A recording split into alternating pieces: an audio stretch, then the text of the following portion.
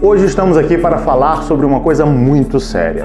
Não que nos outros programas a gente também não fale sobre coisas muito sérias, mas esse ponto ele precisa de muita atenção. Falar sobre preconceito no esoterismo. No programa de hoje a gente vai abordar o preconceito que envolve o chamado mundo profano em relação ao mundo esotérico, mas principalmente o preconceito do mundo esotérico com o chamado mundo profano.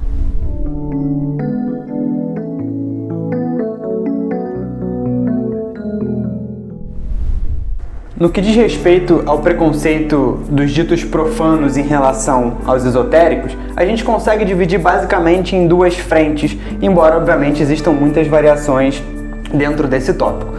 A primeira delas engloba aquele grupo de pessoas que vão demonizar o esoterismo por falta de conhecimento. Então, por vezes, eles nem têm qualquer tipo de contato com o esoterismo ou com as inúmeras variações que existem dentro do mundo esotérico, mas como aquilo foge ao que eles entendem como espiritualidade, como religião ou como qualquer coisa relacionada ao sagrado, aquilo necessariamente é algo do tinhoso. É um preconceito raiz, né? Exatamente. Aquilo você não sabe o que é, não gostou porque te lembra alguma coisa que você não gosta. Exatamente. E aí tudo está errado.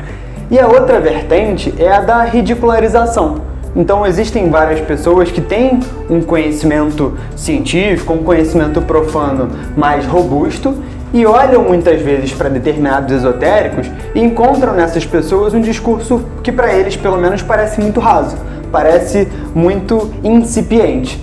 E eles podem olhar para aquilo e falar, isso aí não tem nada de importante, não tem nada de verdadeiro dentro disso.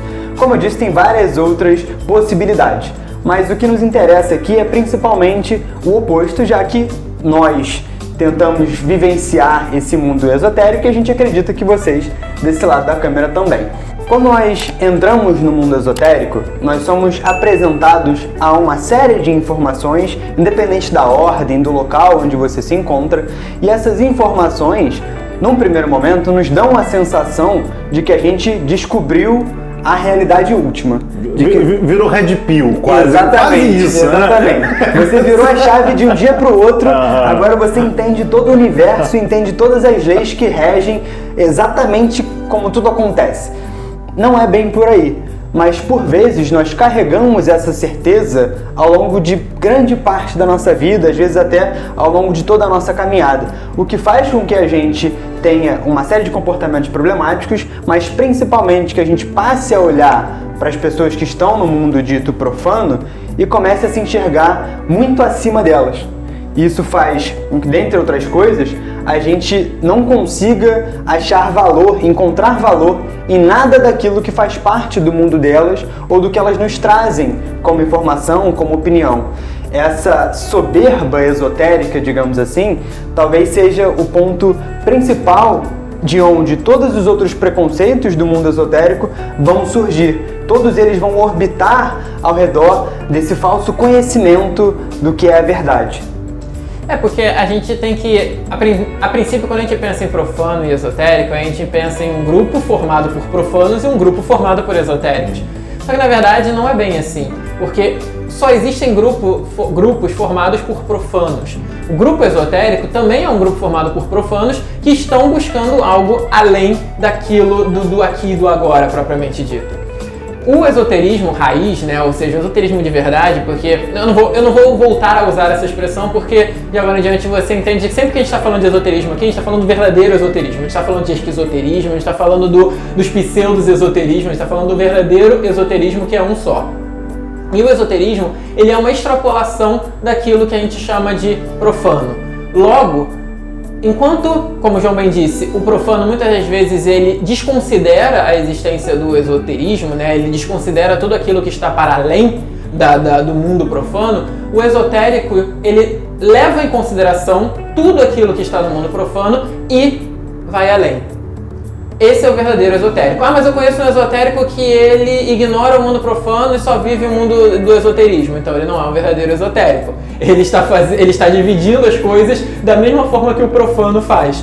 O esotérico, ele congrega as coisas. Ele entende que a realidade, né, não é algo que eu conheço, não é algo que o Paulo conhece, não é algo que o João conhece, não é algo... A realidade, ela não é algo que pode ser acessada de forma absoluta por ninguém. O máximo que a gente consegue fazer é acessar faces dessa realidade. Tanto sendo esotérico quanto não sendo esotérico. O profano ele também consegue acessar parte dessa realidade.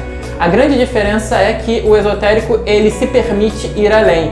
Ele se permite olhar para esse cenário com mais ferramentas, com óticas diferentes do profano, mas sem ignorar este. Por quê? Por mais que ele busque algo que de uma certa forma está para além, que está para cima, ele entende que as chamadas ciências profanas, ou chamado conhecimento profano, é o alicerce para qualquer outro conhecimento que você venha a desenvolver na sua vida. O esotérico, se a gente for pegar o esotérico antigo, né, e a gente pode colocar dentro dessa caixinha, né, os antigos maçons, os antigos Rosacruzes, os próprios filósofos da Grécia Antiga, todos eles entendiam que para você atingir a transcendência, ou seja, para você conseguir compreender ou pelo menos adentrar aquele conhecimento que transcende o aqui e o agora, você precisa estar com os pés muito bem fincados no aqui e agora. Você precisa ter uma sólida base. E é por isso que todos eles eram versados nas mais variadas ciências ditas profanas. Né? Eram versados na matemática, na astronomia, né? Eram versados em várias coisas que davam para eles alicerces para, agora que eu entendo isso aqui, eu posso derivar. Eu posso ir além, mas eu não tenho como ir além, como o João falou, eu não tenho como ir além se eu não tiver essa base. Por quê? Porque esse meu além vai ser um além incipiente, vai ser um além raso, né? Vai ser um além que quando confrontado de uma certa forma por essas ciências profanas, ele não vai conseguir se sustentar, porque eles vão falar, não, mas isso que você está dizendo não faz o menor sentido, né? Não tem base, não tem fundamento lógico, né? Então justamente o esotérico, se você busca ser um esotérico, viver o esoterismo na sua vida, você tem que entender que você precisa congregar essas duas formas de enxergar a realidade. E a dificuldade de fazer essa união, de fato, né, como o Patrick colocou e o João também pincelou na sua fala inicial, é o que leva, muitas das vezes, à percepção do chamado esotérico, ou vamos colocar chamado, porque como o Patrick disse, ele não é esotérico de verdade, a ter preconceitos na sua jornada. Por quê? O Patrick trouxe para a gente a concepção de que todos nós surgimos como profanos. Isso é, todos nós vivemos na matéria e em um determinado momento da nossa jornada, seja pelo chamado caminho do amor, seja pelo chamado caminho da dor, nós percebemos que existe algo para além daquilo que é puramente material. Então nós começamos a nos enveredar por uma senda dita espiritual e ampliamos as nossas referências. Quantas coordenadas a mais nós estamos utilizando ali dentro. Isso significa que o mundo profano ele não funciona? Não. Vou utilizar um exemplo profano para explicar isso. Você vai ver a lei geral da gravidade do Newton, ela continua funcionando hoje em dia. Ela tem coordenadas específicas, ela tem regras específicas. Porém, caso você queira ver algumas coisas que estão além, ela não funciona. Então você precisa utilizar da teoria da relatividade geral, que também explica as coisas que a teoria geral da gravidade do Newton explica, só que ela vai além, ou seja, ele utiliza mais coordenadas, ele utiliza mais ferramentas. Porém, para você explicar determinadas coisas, você não precisa utilizar a teoria geral da relatividade. Você utiliza a gravidade de Newton, que é muito mais simples de você utilizar no seu dia a dia. É a mesma coisa quando nós vamos para o mundo esotérico, o mundo de verdade dito espiritual. Nós não podemos abandonar essas questões profanas, achando que agora tudo é espiritual e pronto, acabou. E a gente não percebe que, como a gente tende a pensar com uma certa soberba, né, como o João disse, a gente ignora os nossos preconceitos que nós trazemos do mundo profano. Então a gente tem muito preconceito que nós desenvolvemos por não analisar as questões materiais. Dá um exemplo. Nós temos um programa falando sobre música e espiritismo, espiritualidade, né? Música e espiritualidade. E nesse programa a gente trouxe, dentre outras questões, a ideia de que determinados gêneros musicais são gêneros do demônio, são gêneros que trazem suas baixas paixões. E aí muita gente no meio dito esotérico repete essas falácias. Mas por que isso é uma falácia e não é verdadeiro? Bem, nós percebemos que esse discurso ele não surge inicialmente no cenário esotérico, mas ele surge de uma questão social. Essa denominação de música do demônio, ela nunca é utilizada para taxar um gênero musical, um estilo musical que é feito pelas elites financeiras de um determinado país. Ela sempre é um selo para você taxar aquilo que vem de baixo, que vem do povo, como uma forma de justamente preconceito. Se está vindo dessas pessoas, não é bom, logo é ruim. Então eu, ao entrar no chamado mundo esotérico, se eu não percebo essas coisas ditas profanas, eu trago isso para mim. E vou falar, não, porque nos meus rituais eu só escuto Debussy, eu escuto Bach, né? Eu gosto de Vivaldi, não, dependendo se eu quero coisa mais agitada, eu boto um Wagner, né? Mas você, no final das contas, está reproduzindo preconceitos. Ah, não, porque o som do tambor é um som ruim. Não é, maravilhoso. Ele mexe com uma parte de você que você precisa aprender a estimular. Nós vamos encontrar em determinados livros famosos no Ocidente falando sobre o chakra sexual, que isso é um chakra que você não deve alimentar. Porque, nota do autor na edição original, ele era estimulado na Índia e vimos o que aconteceu nesse lugar. Né? Vimos. Alguns viram, outros não viram. Então você percebe que existe um preconceito de uma pessoa que era da igreja, que tinha sagração de bispo, que tinha um pensamento numa época extremamente puritana, falando de uma coisa que para ele era tabu. Então ele traz o tabu da sociedade para o chamado cenário esotérico na qual ele está. E muitas das vezes a gente não faz uma leitura crítica imaginando, não, porque vamos falar de Eliphas Levi, vamos falar de Papi, vamos falar dessas grandes referências. Desculpa, eles estavam na matéria. Então eles também são influenciados pelo pensamento do seu tempo.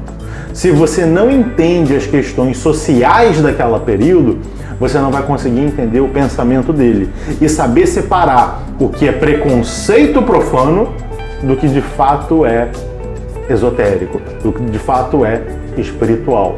Então é importante que a gente sempre tenha essa visão, para não acabar achando que não, eu sou esotérico, eu sei a verdade, eu sou Red Pill, eu saí da Matrix, e é como o Patrick disse, desculpa, você não saiu da Matrix. Enquanto você estiver manifesto no mundo, você não sai da Matrix. Né? Você só sai da Matrix quando você não precisar mais encarnar, não precisar mais se manifestar. Aí sim você pode dizer que saiu da Matrix. Você saiu do reino dos arcontes, né, do demiurgo que nos aprisiona dentro da ilusão da matéria. E é interessante, né, como também, só recapitulando uma frase que eu falei mais no início, que não existe, na verdade, profano e esotérico. Existe apenas uma coisa, que eu posso chamar tanto de profano quanto de esotérico, mas parando para analisar de uma maneira crítica e até mais racional, eu posso dizer que só existe o profano. Porque mesmo o esoterismo, ele, para se manifestar, ele se manifesta no profano. Então, Paulo mencionou Papi, Eliphas Levi e tantos outros.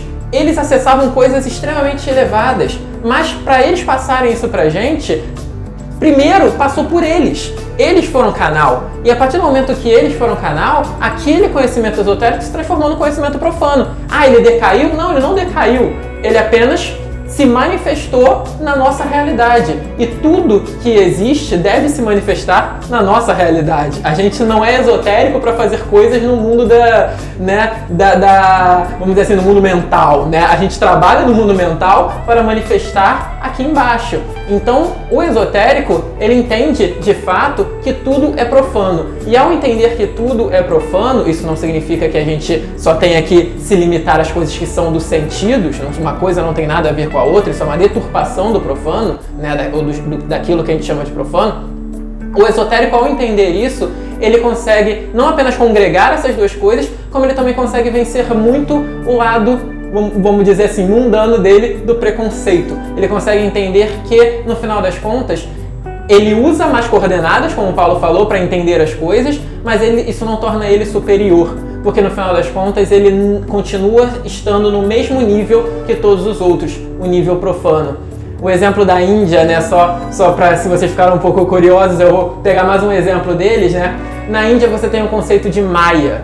Maya aqui no Ocidente é considerado ilusão. Na Índia também, mas a forma como eles veem ilusão é diferente da forma como a gente vê ilusão. E, na verdade, Maya não significa literalmente ilusão, significa poder. Logo, a forma como o indiano lida com Maya é o seguinte: a Maya é ilusão. Maya é uma projeção daquilo que é a realidade. Se a gente vive apenas Maya, a gente vive na horizontalidade, a gente vive entorpecido, a gente vive adormecido. A gente precisa despertar para aquilo que está além de Maya, para que a gente possa, de fato, viver de verdade. Porém, Maya só se torna algo ruim se você não conseguiu ainda enxergar que existe algo para além de Maya. Porque a partir do momento que você enxerga que existe algo para além de Maya, Maya deixa de ser algo ruim. Ela passa a ser aquilo que ela é, literalmente, poder, e ela te dá poder para você subir. Ou seja, Maya, ela escraviza o profano, lato sensu, né? Ela escraviza aquele que não consegue sair da horizontalidade, mas aquele que consegue enxergar a verticalidade, ela liberta. Ela, na verdade, é um grande impulsionador. Então, viver o profano, no final das contas, para o verdadeiro esotérico, né? Você vê que esse é um conhecimento que eu estou trazendo da antiga Índia, né? Isso mostra que o verdadeiro esotérico, ele entende, ele no momento nenhum deixou de entender que o profano é a base, de que tudo se realiza ali, naquele momento, nesse local. Qualquer outro ensinamento que diga o contrário é um ensinamento que já foi corrompido, é um ensinamento que já perdeu o seu esoterismo de verdade, é um ensinamento que já não faz mais ligação com aquilo que é elevado e logo não é algo que a gente deveria dar tanta atenção assim. E aqui fica uma sugestão. É claro que qualquer caminho que a gente siga na vida nos traz dificuldades, mas a gente tende a ouvir por aí que no momento em que a gente inicia na senda esotérica, parece que o mundo ao nosso redor começa a desabar. As coisas começam a acontecer, vem uma série de desafios e de fato por vezes isso acontece. E para a gente conseguir rastrear se nós, entre aspas, estamos seguindo no caminho verdadeiramente esotérico ou não, é começar a pensar: esse ensinamento que eu estou trazendo para minha vida, de fato me dá ferramentas para identificar esses preconceitos que eu tenho no mundo profano e mesmo dentro dos ambientes esotéricos onde eu estou, ou eu estou começando a apontar o dedo, a falar determinadas coisas e a ver que o problema está fora? Se a gente vai para um ou para outro dentro dessa análise, a gente consegue mais ou menos entender onde nós estamos nesse período.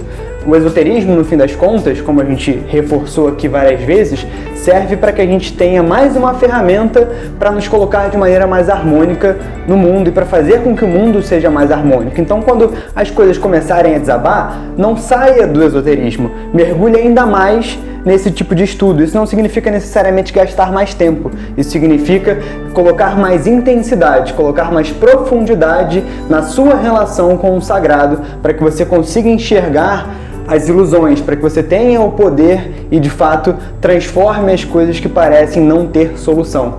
É óbvio que isso é difícil e a gente precisa praticar constantemente. Aqui no Pedra a gente gosta de ministrar uma série de grupos de estudo onde a gente abre debates sobre inúmeros temas, inclusive vários temas sociais, para que a gente aprenda a se colocar melhor nas inúmeras situações que vão aparecer na nossa vida através dessa comunhão, dessa troca, desse aprendizado mútuo. Se você quiser saber um pouco mais, você pode dar uma olhada em pedradeafiar.org e vir estudar com a gente também.